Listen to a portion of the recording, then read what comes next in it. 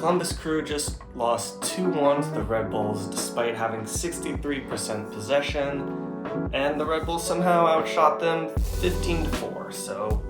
And they looked really boring, so how'd that happen?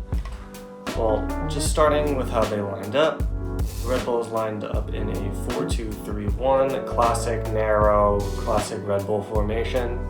Columbus Crew lining up in the 3-4-3 they've been using this season, although they were missing their number 9, Chico Hernandez, who has been very important for them this season. So they moved guy normally here, Matan, into the striker position and took Yeboah, who normally plays outside left wing back, and moved him into the right wing. So just starting off, Columbus, players not in their natural position, and they showed through their possession play. They weren't quite natural, but that doesn't explain the whole game. So let's look at how the Red Bulls were defending and attacking with their 37% possession. They were setting up very solidly. They don't quite have the talent to be able to play an expensive game. That's a whole separate issue. So they're set up to be effective, is the best way to put it. Not concede a lot of chances and to make the best chances they can make. So how do they do that? So it's a mixture of pressing and forcing Columbus inside. But unlike the Red Bull teams of the past, the pressing's different. It's not all heavy metal pressing at every opportunity. There's a specific trigger, and that trigger was when the ball was played to either of the outside center backs. If the ball is here, they sat off, let Columbus do whatever, but when the ball was sent over here, Red Bulls striker Burke came over, they shifted, and they pressed here and tried to win the ball. But they weren't just trying to win the ball, they were trying to force Columbus inside where they had a huge numbers advantage because of their narrow formation. So what did that look like in the game? This is an example of Morris, who they pushed from around this formation into the center, and you can see the Rebels have a huge number superiority here. They have 5 to Columbus's 3, and they're able to win the ball back and push forward in the middle.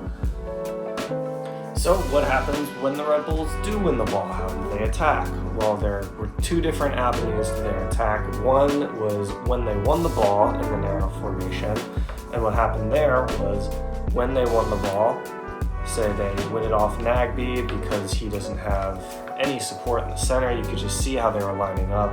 With this, they're always going to be outnumbered. So they would win the ball and just try to send it through to Burke. And this would usually be, maybe center back would be over there, it would always be outnumbered.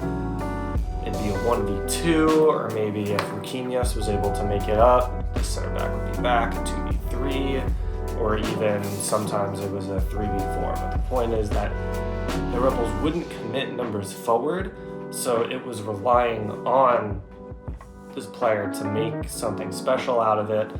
And that's why it ended up being they would drive back, Red Bulls would drive a little forward, but they would have a number of disadvantage. They would end up taking a shot, it'd be blocked, or it'd be a poor quality chance. So that's why they ended up having 15 shots, but only 4 on target. And we can look at an example of when this happened was for the Red Bulls' first goal. So you can see here where they win the ball, they're not in the center per se, but this is where everyone is. You have 1, 2, 3, 4, 5, 6, 7, 8 players out of 10 all on this side. So the only avenue is just straight in. And you see, that's what happens. You have Burke.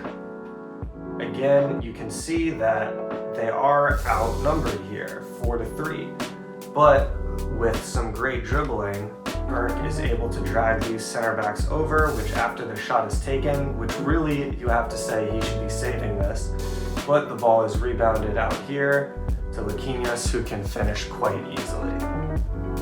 But that only happens because Burke has great play.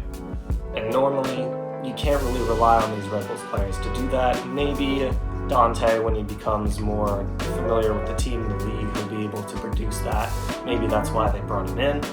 But the Red Bulls are really just not committing too much forward. They want to try to create chances, but really not concede. The Red Bulls are looking to get a clean sheet.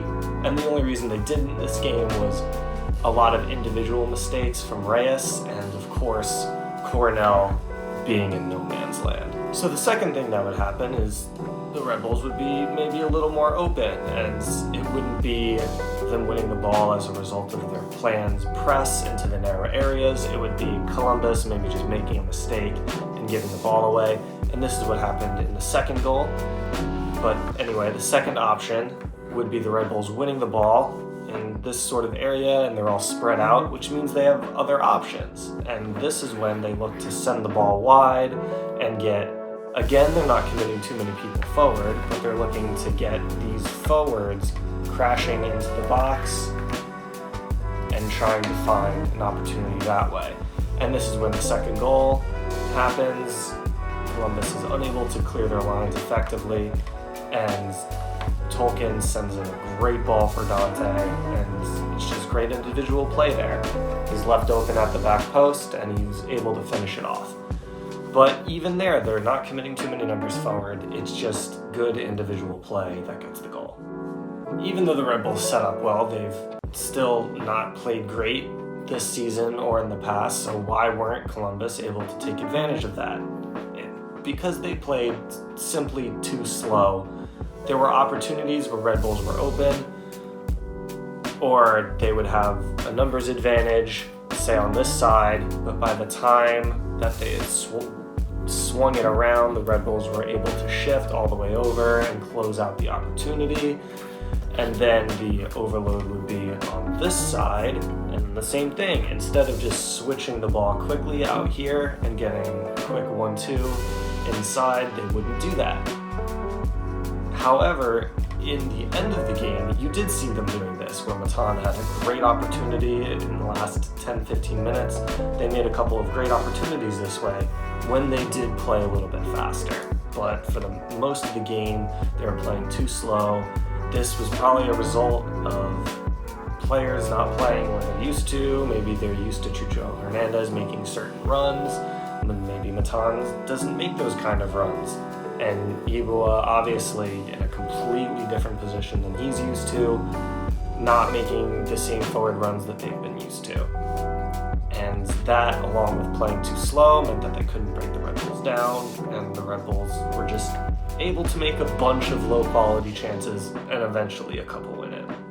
In the end, a great result for the Red Bulls. I don't think it reflects that well in their playing style. They definitely need to do more to improve throughout the season. Maybe not even playing less boring, but getting some players who can have the flair to come up with these individual moments more frequently. Otherwise, they're going to continue struggling to score.